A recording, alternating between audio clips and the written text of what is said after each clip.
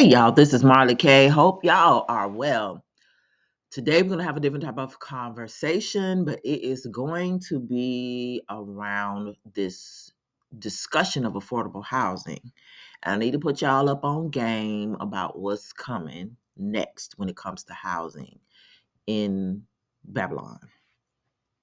Because the great start over, got to use my words wisely, so that the algorithms will not suppress this video more than it already will, is about owning nothing and being happy.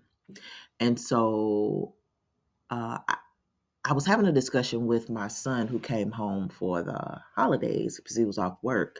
And he was telling me about what was going on in the city. So in Charlotte, he said they were building brand new communities of affordable housing, mixed housing, and they were all rentals. You could not buy them. And he was like, they look just like, you know, any other suburban community, big, high-rise apartments, apartment buildings, 7, 8, 9 stories can, house 500, 600 families or households.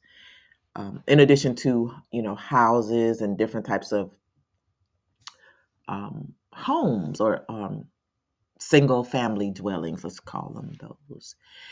But you can't buy them. You can only rent them. And that fits into the entire model of what the next world is going to look like. Because we won't own anything, especially if you live in a city. You will be getting universal basic income. A lot of people, you'll be living in 15-minute cities under constant surveillance, carrying your digital device, using your digital wallet and your digital ID to do every single thing you need to do in your life. You'll be working with digital currency that is programmable and can be um, uh, tailored to either allow you to spend whatever currency is in your account, or it could be taken away from you by the powers that be if you don't go along with the program, their program. If you talk against whatever they talk about, things that they don't want you to talk about, speak against them, whatever, what have you, they will be able to control your resources. And so this whole affordable housing thing is very interesting. And it's taking a turn, and you'll see the big scheme of things when I finish reading this press release to you that came out on October 27th, 2023 from the White House. And I will also share some other articles with you so that you will see how this has been the plan for a very long time and how the beast system is tied into this, because the Pope has already spoken on it, the current Pope. And so, things take time. They do things gradually so that they'll happen right under our noses and we don't realize that they are happening. And this is another one of those situations. So I just want you to be aware, if you live in a major city, what you're going to start seeing if you're not already seeing it. If you are an investor and you have money, which I will say this, I'm not trying to invest in anything in Babylon. I want out. Like, I want off this ride. It's done told me a new one and I'm ready to get out here. But if you're feeling frisky and risky, and you have resources or you have skills, this may be an area you want to look into to sustain yourself as Babylon falls and as this new system comes online. For me personally, a person of strong convictions, I don't necessarily um, agree with this method, but I understand we are captives and we have to work for our oppressors until we are freed. And so we got to do what we got to do. Um, just between you and the Most High, you better get on your knees and pray about it. But anywho, let's get into this press release, and then I will share the other articles with you.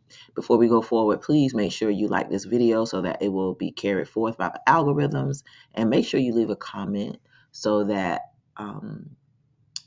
Others will see that this content is watched, but people pay attention. And again, so that the algorithms can push it higher up in the search engines. When they don't get any likes and they don't get many comments, then the videos are typically not found, especially not these types of videos. All right, so let's get into it. So this is a fact sheet, and it's a brief fact sheet, but it says Biden-Harris administration takes action to create more affordable housing by converting commercial properties to residential use. So what's getting ready to happen is you're getting ready to see all these vacant strip malls, all these old malls that have been abandoned for decades. Now they're going to refurbish them and bring them back to life and make them 15-minute cities. That's what's happening.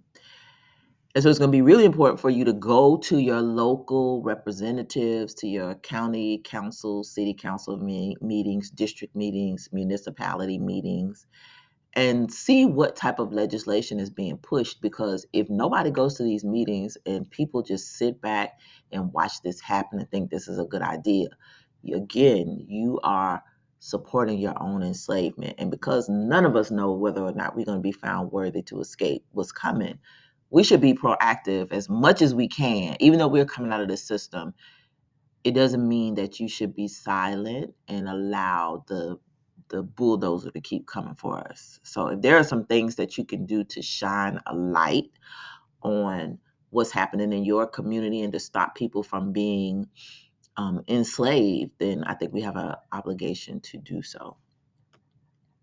All right, so it says, this press release says, new resources will encourage zero emissions conversions and transit-oriented development that increase housing supply and cut climate pollution.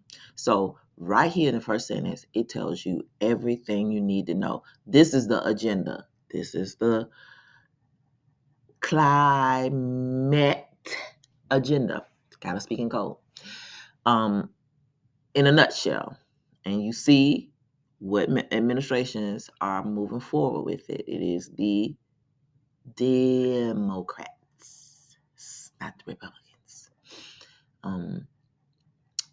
And in particular, these globalist politicians, these European children of the corn, and I have to add our first black president to the list. They have set up this system so that it basically is going to just be very easy to implement this new world order on behalf of the powers that be. So understand that everything going forward that I talked to you about is tied to the 2030 agenda, the Sustainable Development Goals from the UN. Is part of WEF's agenda. Notice it's primarily happening in European countries. And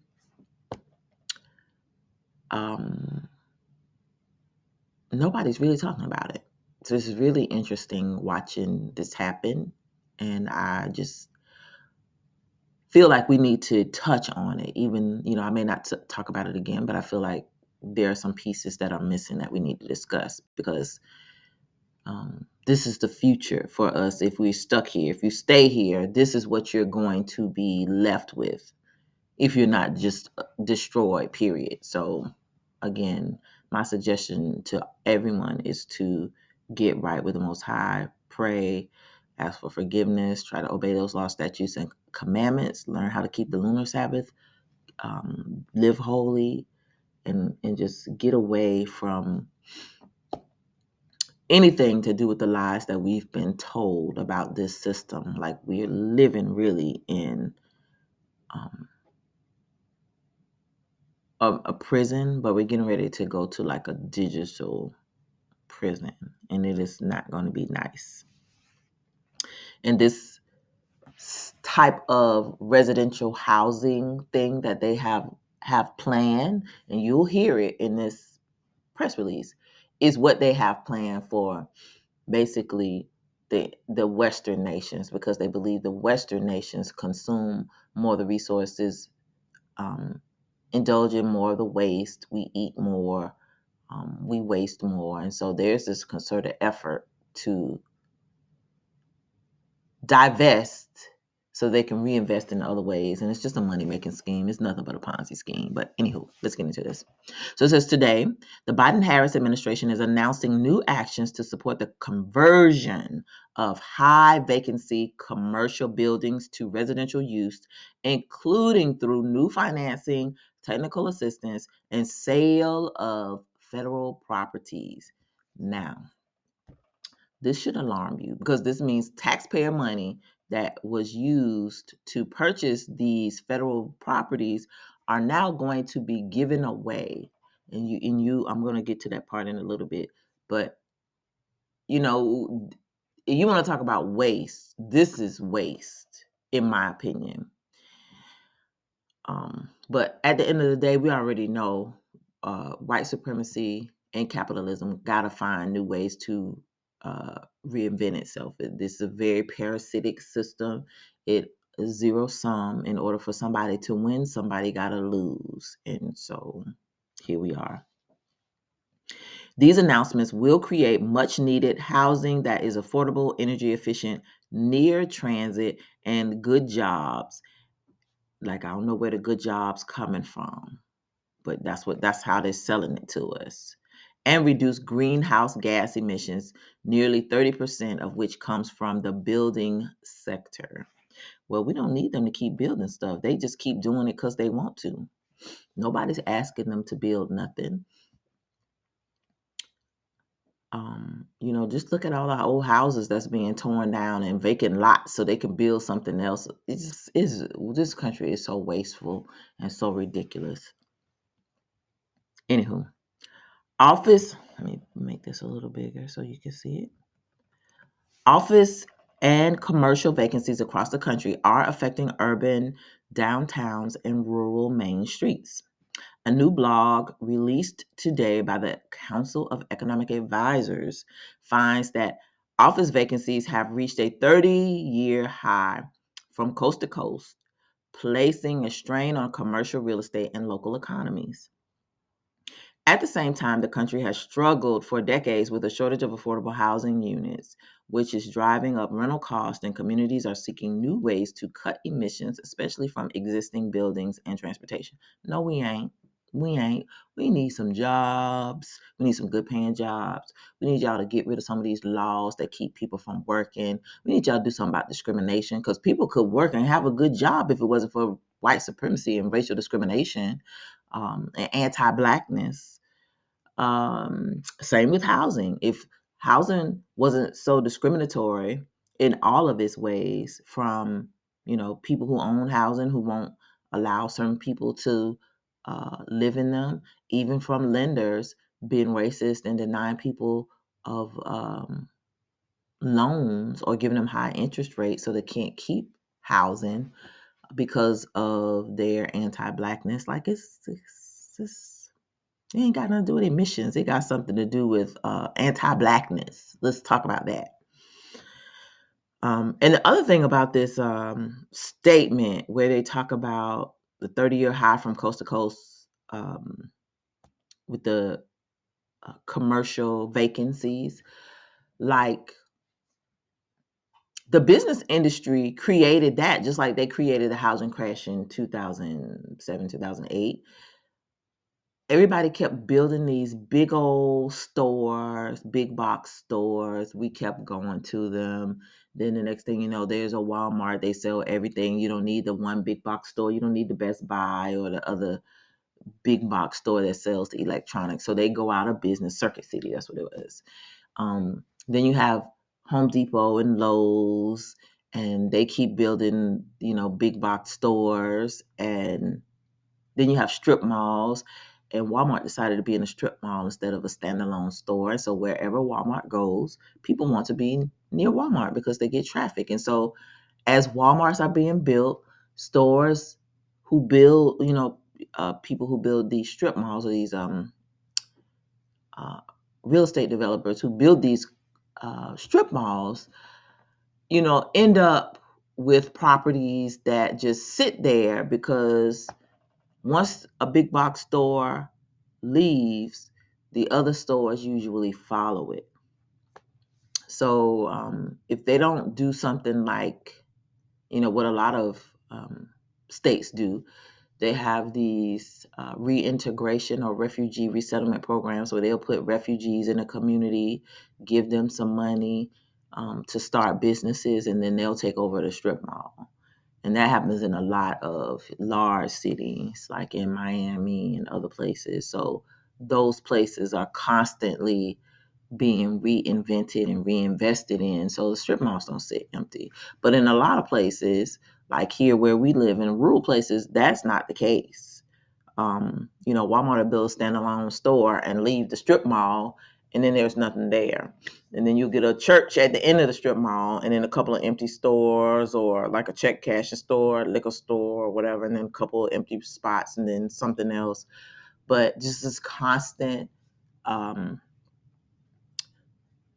moving of businesses for their interest, not the community's interest. They build for their best interest and not the community's interest. And so now here we are, we got malls that sit empty, and we're not even talking about, that's just one aspect. We're not talking about the crime piece where they divest from services for children and youth. And so children don't have any place to go. They don't have recreational sports. They don't have parks. They don't have anything in their community. So what do? They go to the malls and hang out. They go to the stores and hang out. They steal. They commit crimes. They do teenage dumb stuff. They shoot because they're unsupervised. The community doesn't care anything about them. So they're out here doing whatever. And then businesses leave the malls and go elsewhere. And so the malls are sitting empty. The kids don't have any place to go. Crime is bad. People don't want to be in a certain area now because they have a reputation of, juvenile delinquency or um, crimes, theft. They have losses. So there's this whole thing that has been going on for like 30 years. Nobody's been talking about it. Nobody really paid attention. I've always been talking about it because I could see it coming when my kids were in school. They were closing up pools, in black communities. Everything was closing up, getting rid of it and shifting it to where white people live. Our black recreational facility that was created during segregation closed down because the county didn't want to invest in fixing the pool. They didn't want to update nothing.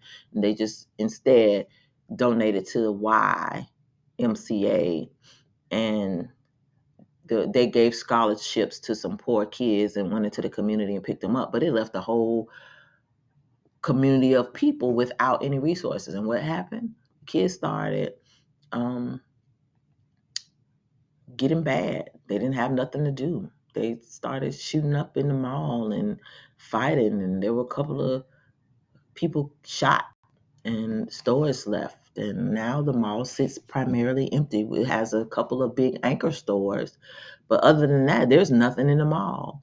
So there's no need to go there hardly. I only went to the mall one time, I think, since I've been back here, and it was to get something for an event. But my point is this divesting in communities has been happening for a long time, but it was all intentional to get us to where we are now, because they slowly divested and now they're saying, oh, we got all this empty stuff. Y'all didn't do it, but it's here. And so let us make y'all some housing, affordable housing, because what's getting ready to happen is they're getting ready to relocate all these immigrants, all these illegal people that they have allowed to come in here, these illegal entrants. They're going to regentrify communities. They're going to stick those people in those places. They are going to make affordable housing 15-minute cities, and everybody's in there going to be held captive. Everything you need is going to be in those places. So this is what is coming to your communities. And it doesn't matter if you live in a rural community, it doesn't matter if you live in a big urban city, a big metropolitan area. It's coming everywhere because all of America there sits big old empty buildings, whole downtowns empty. And as this money becomes available, and real estate developers and nonprofit organizations and corporations and whoever, public-private partnerships, get together and figure out how they're going to scheme and scam and get in on the grift, these things are just going to pop up everywhere. So you need to understand what's coming. So when you see it, you know what it is, and you don't get all excited about it. You could tell people, hey, wait a minute, wait a minute. And especially if you're Black, because everything they do is meant to decenter, deprioritize, and neglect Black African American people. So um, that should be first and foremost. That whatever they're doing, it is not to help us. It is here to help every other group except us. And so no matter what they do, they're not going to let us participate in it unless you're rich and you're an investor and you're able to develop some stuff and get out. This other stuff is not for us. And so that's what, I want us to also recognize, is that what they're doing is for the next class, the classes of people they brought in to be over us, to lord over us, to use as a buffer class between us and white supremacy, whose numbers are shrinking and who's losing power. So Black people need to be on guard and recognize what's happening and try to become self-sufficient as possible, but also keep your head on a swivel, because a lot of destabilization, gentrification, and exclusion is coming to your community. So let's get back into this. Okay, so it says the actions announced today build upon the initiatives in the White House Housing Supply Action Plan, which is lowering housing costs, boosting housing supply, and promoting fair housing, and the administration's actions to lower energy costs and tackle the climate crisis. Lowering costs, increasing access to good jobs, and building the clean energy economy are key tenets of Bidenomics, the president's agenda to grow the economy from the middle out and the bottom up. That ain't what he doing. He making room for his new people he done let come over here, and they're gonna, where they're gonna stick them. So it is what it is. There's nothing new under white supremacy's sun. Sparking investment through new federal funding and repurposing property. The Department of Transportation, DOT, is releasing new guidance to states, localities, and developers on how the Transportation Infrastructure Finance Innovation Act and Railroad Rehabilitation and Improvement Financing Programs, which combined have over $35 billion in available lending capacity for transit-oriented development projects at below market interest rates. So if you can develop some type of transportation funding a project, you can get some of this money as long as it's around affordable housing projects or mixed use projects for low income people, because that's going to be the future. You're not going to own a car. You're going to need public transportation. You're going to need some type of way to get around so that they can save money and reduce these greenhouse gas emissions they keep talking about.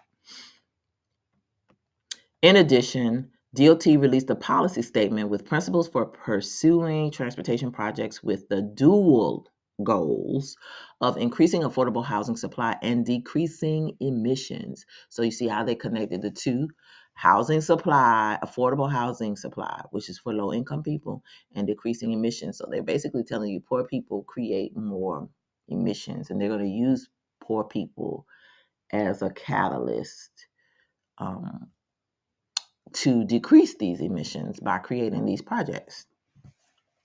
By making low-cost financing available for conversions and housing projects near public transportation, this guidance and policy statement will increase housing supply while encouraging state and local governments to improve their zoning, land use, and transit-oriented development policies.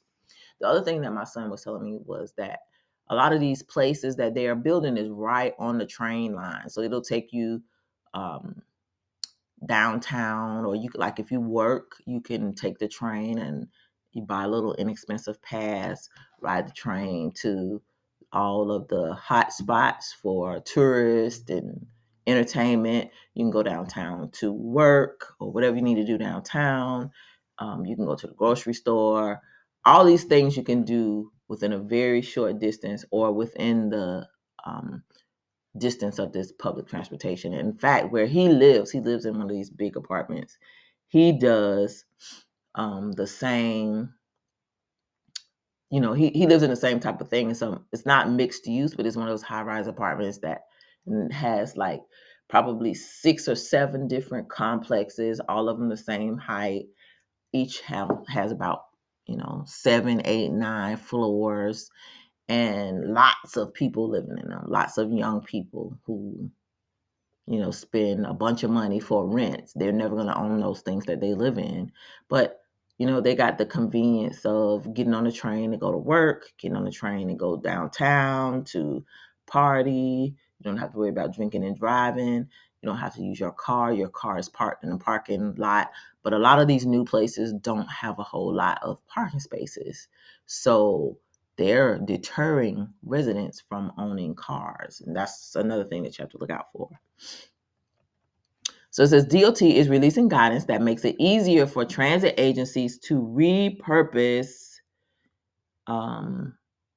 properties for transit-oriented development and affordable housing projects, including conversions near transit. So if there are places near like bus stops or train stations, train depots, or some type of public transportation route, those things are going to be able to be repurposed. Under the new guidance, transit agencies may transfer properties to, listen to this, local governments, nonprofit, and for-profit developers of affordable housing at no cost. So under this guidance, transit agencies who own properties can transfer this property to anybody, basically, any entity that's going to do something with it for affordable housing at no cost. So this is where the investment piece, I was talking about, comes in, or if you have skills and of transit agencies that are on property that are sitting vacant that could be used, you might can get in on something. The new policy has the potential to turn property no longer needed for transit into affordable housing development, particularly when combined with loans from TIFIA or RRIF programs. So say how a bunch of these Greyhound bus stations are sitting vacant, or train depots, or like major bus hubs that were created, and maybe the bus route is closed, or maybe they closed the thing for whatever reason.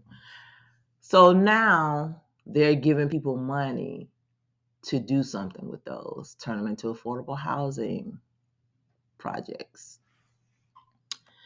And they can be, if a transit agencies own them, they can release those to local governments, nonprofits, and for-profit developers or corporations at no cost. So this is going to be very interesting to see how communities just change or evolve overnight because of these types of deals. So it says HUD is releasing an updated notice on how the Community Development Block Grant Fund, $10 billion of which have been allocated during this administration, can be used to boost housing supply, including the acquisition, rehabilitation, and conversion of commercial properties to residential uses and mixed-use development. HUD is also increasing outreach efforts to support municipalities, that means your local governments, and developers seeking to use HUD tools to finance conversions.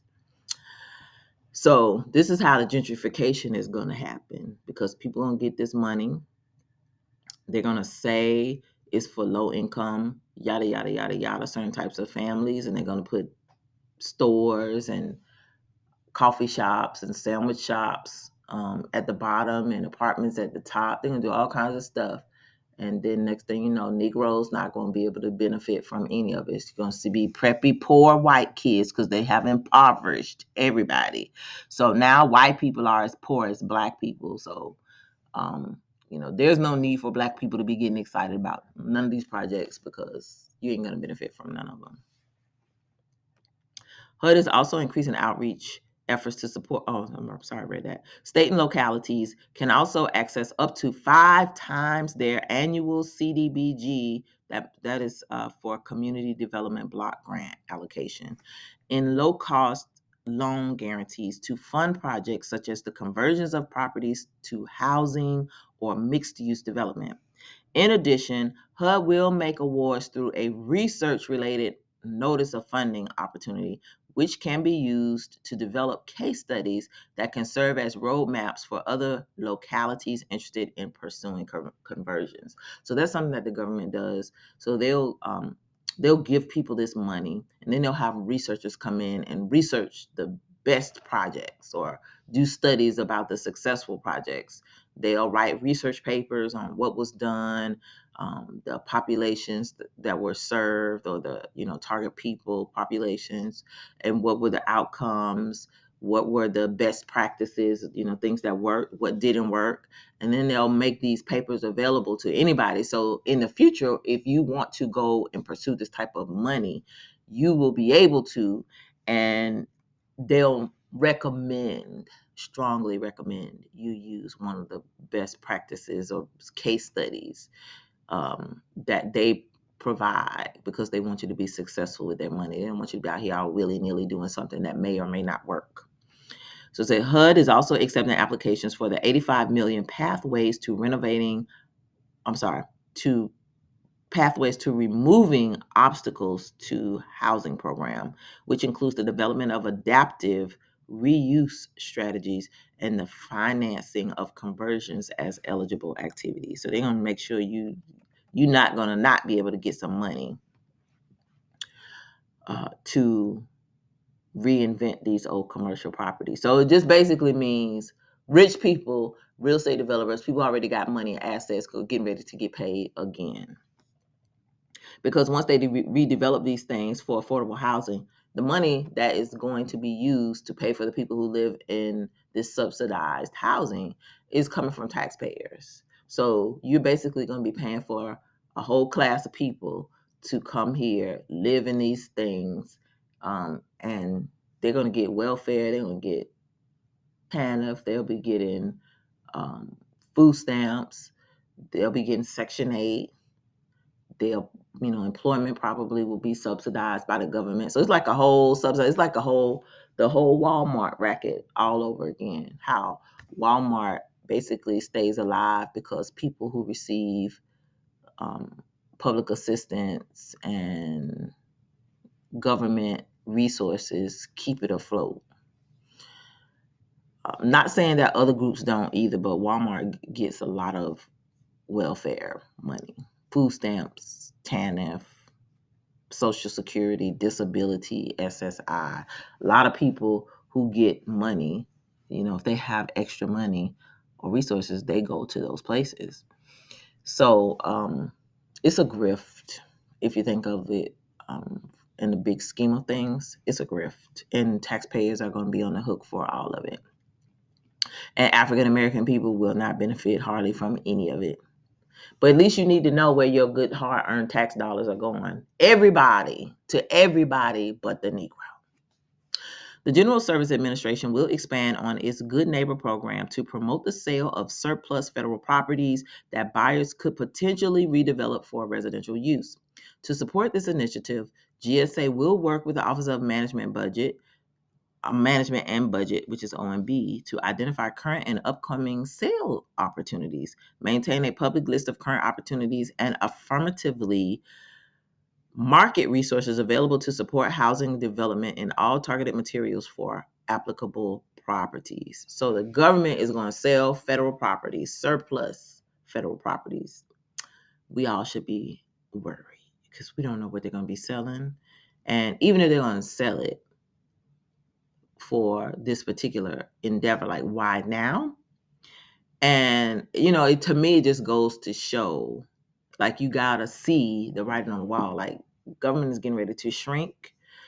There's getting ready to be a lot of transitioning, and things are going to look different. They're unloading stuff because they can't afford it to pay for it or maintain it. And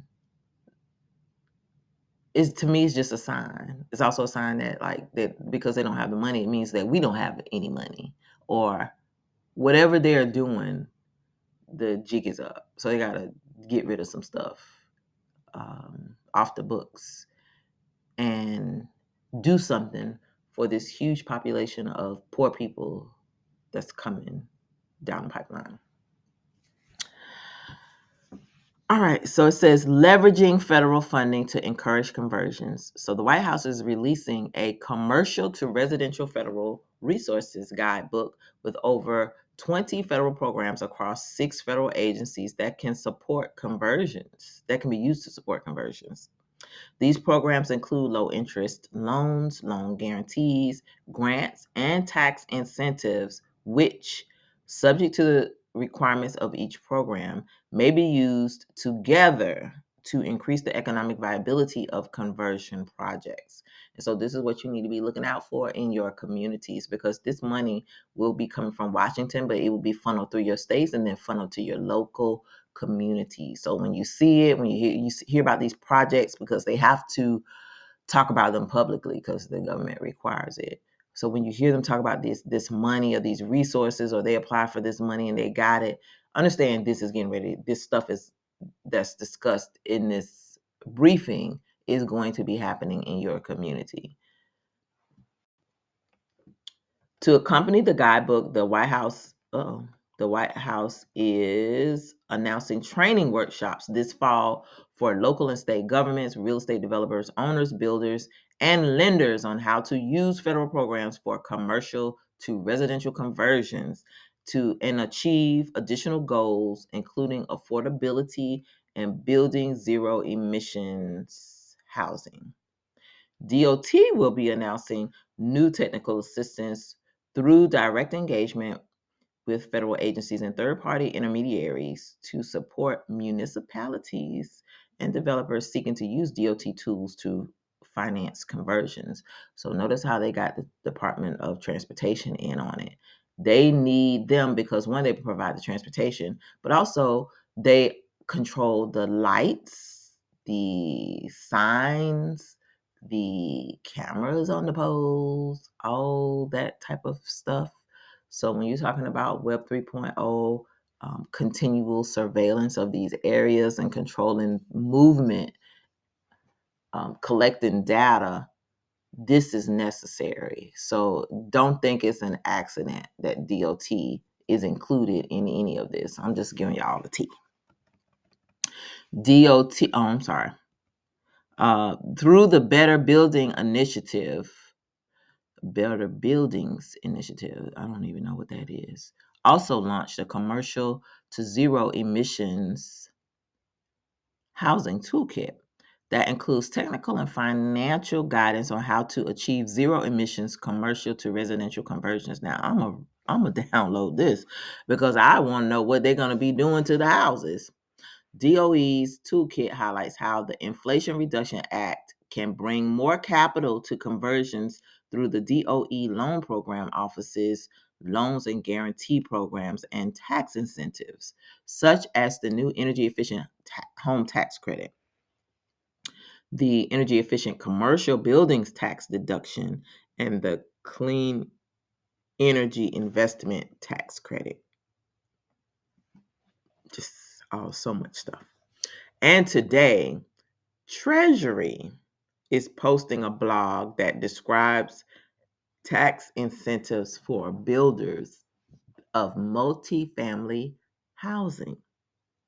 Through the Inflation Reduction Act, several tax incentives may support eligible builders of multifamily housing to lower the investment costs associated with energy efficiency upgrades, clean electricity generation projects, or even new or substantial reconstruction and rehabilitation of homes meeting certain Energy Star or Zero Energy Ready Home Program energy efficient standards. So it seems like they're going to be giving money to people who can not use gas stoves. And if you can have those thermostats that stay set and people can control them when you build these multifamily housing units, those basically are apartments.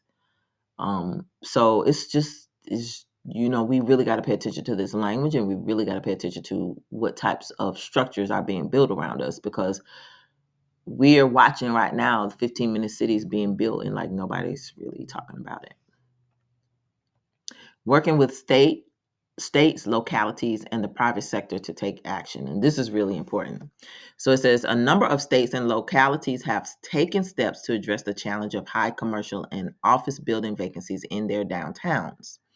As new research from HUD shows, developers commonly use combinations of federal, state, and local resources, all taxpayer money, on individual conversion projects. Now, why we got to pay for that? Why they just can't do it on their own? They want to do it, but we got to pay for everything, and we benefit from nothing. The White House is encouraging all state, local, tribal, and territorial entities to identify all available public tools and land disposition opportunities to facilitate conversions. So everybody got to tell about what's vacant in their communities so that they can, well, they say encourage, but we really know what that means. Identify land disposition opportunities to facilitate conversions. The White House encourages the private sector, including nonprofit organizations and other stakeholders, to engage in capacity building around conversions in support of this effort today. The National Association of Counties is expanding its focus to support county capacity to convert commercial properties to residential use, including by leveraging available federal programs and technical assistance efforts. So this is what is going to impact you, because everybody lives in a county. So they're not leaving anybody out of this. Everybody at the most minute level of this country will be impacted. So this is why we got to pay attention. NACO will identify counties who are actively pursuing projects to participate and will hold a series of listening and informational sessions culminating in a policy paper for county officials interested in pursuing commercial to residential conversion projects. And then it says the American Planning Association. This is really important. We need to pay attention to this too. The American Planning Association is in collaboration with the Lincoln Institute of Land Policy and Harvard University Graduate School of Design, is expanding its existing work with the planning directors of the 30 largest U.S. cities to include new programs on commercial to residential conversions, with the first meeting already having occurred in October. So see, they're already working on this stuff, already doing it. All right, so I'm gonna move on because I already spent too much time on this, but I want to show you something. So this came from nextcity.org, and this article came out in 2015. So I want to show you how they have been working on this for a long time. So this says the Pope to urban planners: build better cities. So you remember back in this article,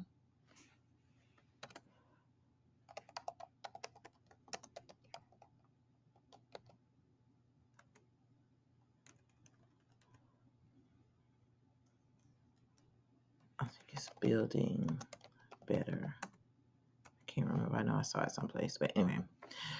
The last article that I read to you, they are constantly talking about building better. Biden's whole plan, Build Back Better. They're all using the same language. They're using it a little differently, but basically, I wanted you to see the connection where it's all coming from. It's just not coming from no place. Now, in 2015, Pawpaw was the vice president. And here it is, 2023. Pawpaw is the president. So back in 2015, the Pope told urban planners what they need to do. So it says, next city contributor Anna Clark's take on what urbanists need to know about the Pope's encyclical. And that was his Laudato Si. So it says, Pope Francis, notice we still talking about the same Pope, called for an extraordinary global response to climate change this week in his much anticipated encyclical. But the first pope from the developing world also has a message from urban planners: build better neighborhoods for the poor. Notice they got him from the developing world so that he can do this. But anyway, build better neighborhoods for the poor. And while you're at it, find a way to integrate the natural world in city design. We were not meant to be inundated by cement, asphalt, glass, and metal, and deprived of physical contact with nature, he writes in Laudato Si. It's subtitled Our Care for Our Common Home. Cities have become unhealthy places for human beings, not only because of toxic emissions, but also because of poor transportation, visual pollution, congestion, social exclusion, violence, noise, and even the loss of identity. And inequality looms over all of it. In some places, rural and urban alike, the privatization of certain spaces has restricted people's access to places of particular beauty, the Pope writes. In other words, ecological neighborhoods have been created which are closed to outsiders in order to ensure an artificial tranquility. So this is where the common good comes in. We talk about this common. They don't want you to have nothing private. Everything got to be for everybody, unless you're rich or well connected. Frequently, we find beautiful and carefully manicured green spaces in so-called safer areas of cities, but not in the more hidden areas where the disposable of society live.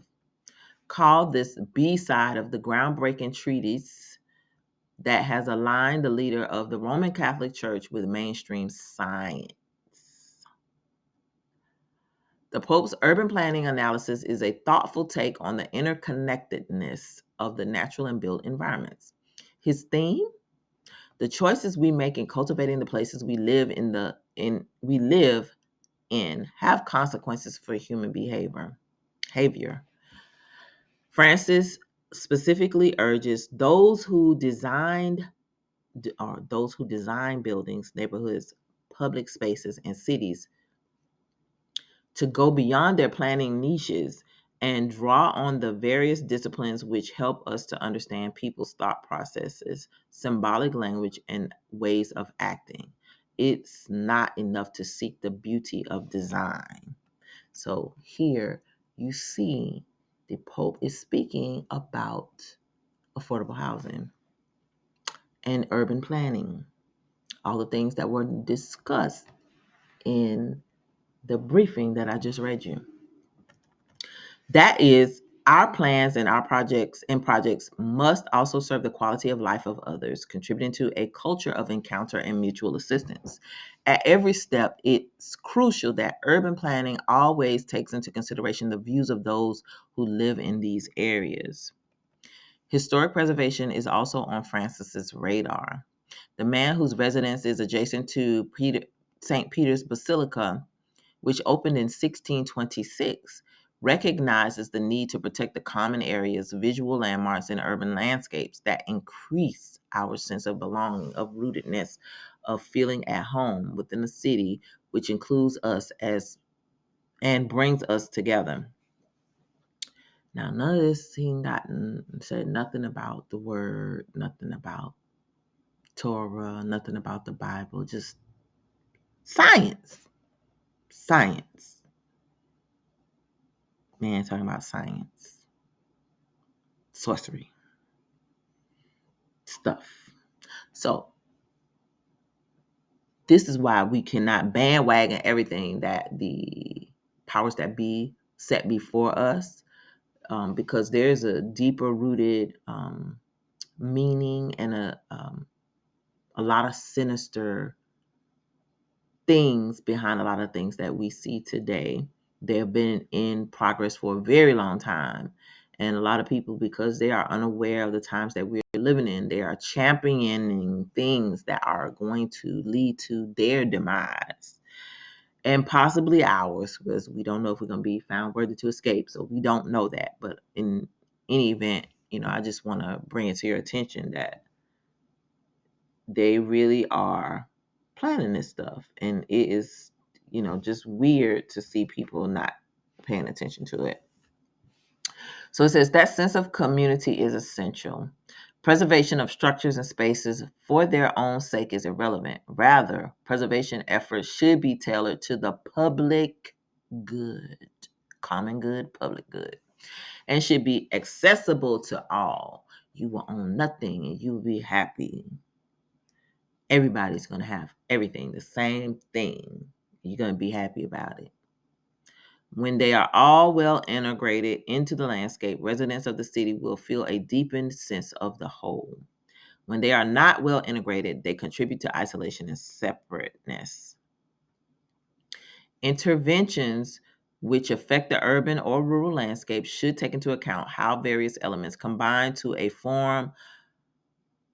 form a whole which is perceived by its inhabitants as coherent and meaningful framework. Like, I don't even like reading this stuff because it just irritates me how just convoluted these popes be speaking. They be talking, but they don't be saying nothing. So I can't. But anyway, I want to read this piece to you because he talks about transit. So it says, when Francis turns his attention to transit, notice transit was mentioned in the press briefing, there is perhaps unintentional humor in his understatement.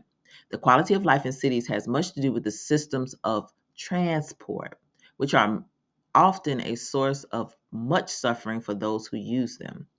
Driving culture is a major polluter, and the building of roads and parking lots spoil the urban landscape. But directing everyone to get on the buses and trains is no easy solution either. Public transit, he writes, needs to be make marked improvements. I guess is one or the other. Needs to make improvements if they are going to win over the majority. Crowding, inconvenience, infrequent service, and lack of safety are the particular gripes of Francis, who has been seen numerous times taking public transit. Collectively, the encyclical affirms how important it is to make the moral case for city design, because it's going to be for the 15-minute city, the imprisonment city. Whether he is discussing the need for improved utilities in rural areas or the value of beauty in architecture, Pope Francis connects it all back to the web of life.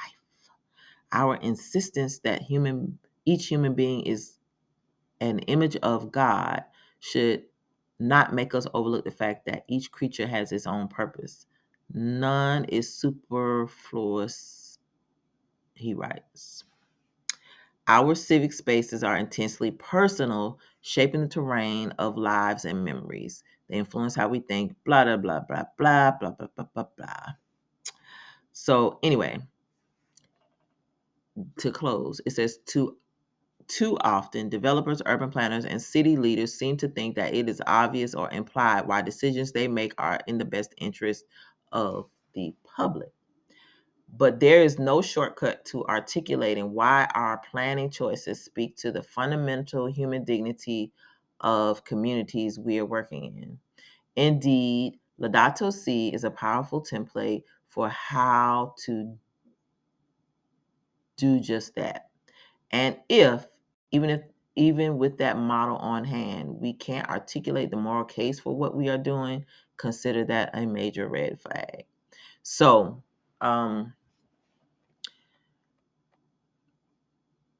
I think that from this particular article, you can see the connection from 2015 to 2023, 2024, where the Pope spoke on something and then it's become law and has money allocated to make those things happen. We cannot take this lightly. We must understand that church and state have merged. This is a present truth. I'm not pulling nothing out of my butt. These are I will include the articles in the description, but I want to share with you that things are getting ready to change. Now, here is another article from the National Low Income Housing Coalition back in 2015. It says Pope Francis on the lack of housing. So it says, let me be clear. There is no social or moral justification, no justification whatsoever for the lack of housing. So it says on September 25th, 2015, NLIHC posted the blog below by President and CEO Sheila Crawley, in which she reflects on Pope Francis's visit to Washington, D.C. on September 23rd through the 24th. And a lot of people miss this, but this is like when he came and took over. It's like, I'm going to snatch. It's time for me to get America. I'm going to do my thing. Not that I hadn't been doing it, but this is like when he made, when you see him present speaking to your political leaders, you know something is afoot. And so this is where we are. So it says, for those of us whose job it is to influence the U.S. Congress to help people who are poor and vulnerable, it's not hard. It's hard not to be deeply cynical about our democracy. The legislative process is a shambles, and public discourse offends more than enlightens. Getting serious about issues heard above the din of the toxic debate is nearly impossible. Well-honed advocacy tools are wasted defending the status quo at best, not advancing the cause. But yesterday was different. Pope Francis spoke before a joint session of Congress for 51 minutes. He appealed to our elected officials to get their act together and work for the common good. His delivery was gentle but firm. Quote, you are called to defend and preserve the dignity of your fellow citizens in the tireless and demanding pursuit of the common good. End quote. And the common good includes everyone, but especially those in situations of greater vulnerability and risk, which they are working to put everybody in. Pope Francis made clear the imperative of elected officials. Quote, politics is an expression of our compelling need to live as one in order to build as one of the greatest common good. Notice he keeps using common good. He's speaking without speaking. That of a community which sacrifices particular interest in order to share. So you're going to sacrifice. You're going to sacrifice your cow. You're going to sacrifice your chicken. You're going to sacrifice your car. You're going to sacrifice your gas stove and your gas heat. You're going to sacrifice the ability to be free to turn up your thermostat if you are cold. You're going to get you some covers and put you some socks on your feet if you're cold in your apartment while you're using your universal basic income because your job is gone. Your employer left and gave the building that you used to work in to developers so they can make more high-rise apartments and turn them into 15-minute cities. Sacrifice. That's what sacrifice is going to look like in the future.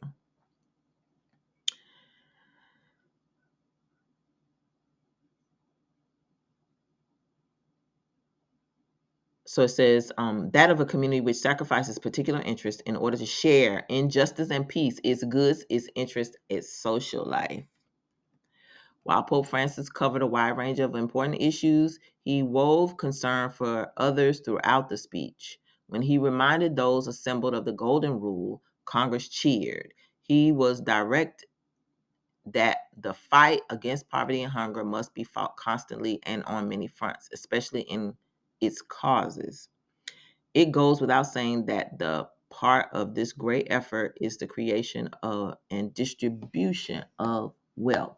And so this is where we all need to be concerned because wealth is going to be subjective. You know, you could just have a regular old house. Somebody might feel like you ain't supposed to live in your house, or more people can live in your house because it's better for the common good. This is why you ain't going to want to be here in the West. You're going to want to be someplace else. This place is going to the dogs. This common good stuff, y'all better really understand what it's about. It's not about inequality, common good. I used to be riding for equality and equity, not no more. Because that just means we can take from you and give to other people who didn't work, who didn't earn it, who didn't do it. So it's like, and it's not just, wealthy people steal from us all the time. But if you're just an average working citizen and you are, working hard for your little plot of land and your little house and you're paying for your little car, they could just decide, oh, common good, you got 2 cars, you could give up one. Your family got, doesn't need all it has. You can give some to somebody else. Like, that's what common good is about. If you leave your house and somebody decides they want to squat in it because you went to work and didn't have nobody to stay in it to keep other people from coming in, the common good says they can keep your stuff because they need it and you don't. It doesn't matter. So you need to understand what common good really is about. After addressing Congress, Pope Francis left the Capitol to have lunch with 300 homeless people at St. Patrick's Church in downtown D.C., where he declared, quote, "Let me be clear. There is no social or moral justification, no justification whatsoever for the lack of housing." End quote. Did the Pope mean to give us a perfect tweet? Housing and homeless advocates sent the quote far and wide. Despite working in Washington, I tend towards hopefulness, and Pope Francis gave me a reason to do so yesterday. His words offer guidance on how to speak about the National Low Income Housing Coalition, or to speak about what the National Low Income Housing Coalition is trying to do. We are asking Americans to sacrifice particular interests in order to share. Specifically, we are asking well-off people with expensive homes to sacrifice some of their tax benefits in order to share federal housing assistance with people who lack decent and affordable housing. We are asking those who make their living in the home buying business to give up just a little to be able to help a lot.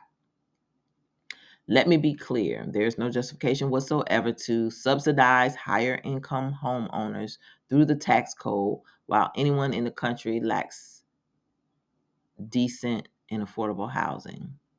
So it says, thank you, Pope Francis. Let's hope Congress heeds your message. And apparently they did, because they allocated some money. So I just wanted to share with you. And this was also back in 2015. So this is not anything new. This has been in the works for a minute. It's just coming to fruition now. So again, please like this video, share it, and subscribe to the channel if you haven't already. Mixed use housing, affordable housing, all those things are coming to your communities. This money is out there. You're going to see all sorts of stuff happening over the next year or two, because this money has to be given out within a certain time period. They're going to be putting out solicitations. They're going to be vetting applications for loans and for grants, for tax incentive programs, all types of things. So as I get this information, I will be passing it along to you. But you need to understand that there's a whole replacement happening, and they are setting the groundwork for these things to be built so that they can relocate all these people that they have allowed to come across the border to replace the Negro, because the Negro is leaving one way or another. And I'm not going to tell you how the other way is. The Most High going to deliver some of us supernaturally, but a lot of us ain't going to be here because we're ignorant. Our people don't pay attention to what is coming, but they're setting the stage for us to be replaced. This affordable housing thing, don't get excited about it, because it's not for us. Nothing that this country does is for us. The Pope ain't talking to us. If it was left up to them, they'd persecute us right out of existence, or neglect us right out of existence if they could. But if it was not for the Most High, we would not be here, because they try every day to get rid of us. So do your research, people. Get into those county council meetings, those city council meetings. Pay attention to what's going on in your communities. Look at those malls. Look at those empty strip malls. Check out the rezoning efforts in your communities. You got to keep watch. You cannot be sleep on this. We've got a lot of things we got to watch out for. But these things are coming to your communities. It doesn't matter if you live in a big city or a rural area. If you got vacant buildings, you got greedy people, you got sinister people, you got people on board with this 15-minute city, these A15s and A21 or whatever, all the stuff that they done come up with through nonprofit backdoors. It's here. So you got to be ready. And you also got to speak up. So you really need to be talking to the people in your community. It's not that you are against affordable housing. What you are against is a 15-minute city. What you are against is digital enslavement.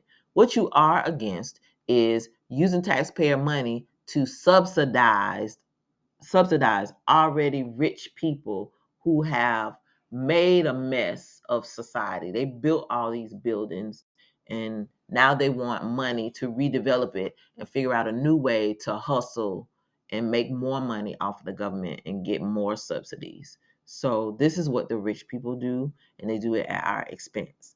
I'm just dropping a dime and letting you know how it goes down so that you can be opposed to it. It's not that I'm not opposed to affordable housing. Yes, we need affordable housing, but they need to do it a different way. And they need to do it right. And we should not have to subsidize it. We keep having to pay and we're not getting anything in return. You cannot get any more blood from a turnip. This country is failing. And so we're getting ready to go to like a welfare system with this universal basic income, digital wallet, digital ID. You can't leave your community. Like, it's here. There's nothing good going to come from this. And so we need to understand the big picture and not just be, oh, we can't afford, poor people can't afford housing. We need to build something for them. Yes, they need housing, but the housing market could level itself out so people could afford to rent. They could remove all these laws and barriers to keep people out of housing, where if you got drug charge, you can't live here. If you got accused of this crime or charged with this crime and you've been in prison, you can't live here. All those things prevent people from having housing. Drugs don't just drop out of the sky and be here. They let them come here. So people are addicted and can't get clean. And so as long as the streets are flooded with drugs, people are not going to be able to get work. They're not going to get someplace to stay. We've got a lot of other issues that we need to tackle. But affordable housing is getting ready to be something totally different from what they're selling it as. Affordable housing is really your 15-minute city for poor people. I'm just giving you a heads up. This is what it is, and you may not be able to see it today, but you will. I promise you, you will. If we're here, you will. So with that said, please like this video, share it, and subscribe to the channel. Hit that bell notification so that you'll be notified each and every time I upload new content. Subscribe to me on Rumble and Odyssey in the event that this channel goes down or I am suspended from using it. You can follow me on Rumble and you'll be able to watch content here. But in the event that the channel is somehow inaccessible, all of my old content is on Odyssey. So if you follow both of those channels, you'll be able to always keep up with my content. Follow me on Facebook and Instagram. In the event that I am kicked off of all of the platforms, I will notify you on those two. I do not post to them regularly, but when I do, I have something to say. So I don't waste your time and I'll send you trash. Lastly, if you'd like to support the channel financially, all donations are greatly appreciated. This is a labor of love. I don't sell anything. I don't have any sponsors. I don't like selling stuff, and I don't have the time because it's just me by myself reading stuff and sharing it with you. So if you appreciate this type of content, support me and other content creators who do this. and we are not monetized because the algorithms will not allow us to be monetized. They won't allow us to grow our audiences, and they will not allow our truths to be shared. So there are a lot of good content creators who basically won't ever get 1,000 followers because the algorithms, we got some by our name that says nope. So, the way to show your love is to comment, share, and also if you have the resources to support content creators who are going out of their way to keep watch and warn the people about the things that are coming our way. So, with that said, keep prepping, keep praying, keep your head on a swivel. Obey those laws, statutes, and commandments. Repent daily for sins of commission and sins of omission. Pray to be found worthy to escape what is coming because this place is getting ready to be wild. They are setting up a whole new country, a whole new system right before our eyes, and most people don't even see it. They don't even know what's going on. So share this information far and wide. Make sure you go into the briefing, download those links, and check into those resources. Read how this money is going to be used because it's coming to your local cities and governments, municipalities and districts. And so, if it's available and there's a way for you to benefit from it, by all means do so. It's our money that we work for, but also you need to know if this money reaches your community, what your community is going to do with it. And that means you're likely going to have 15-minute cities and lots of surveillance in your area. So, that's the other reason to know. You need to know what's going on in your community so you can escape it. All right. This is Marley K. Love y'all. And I'm out.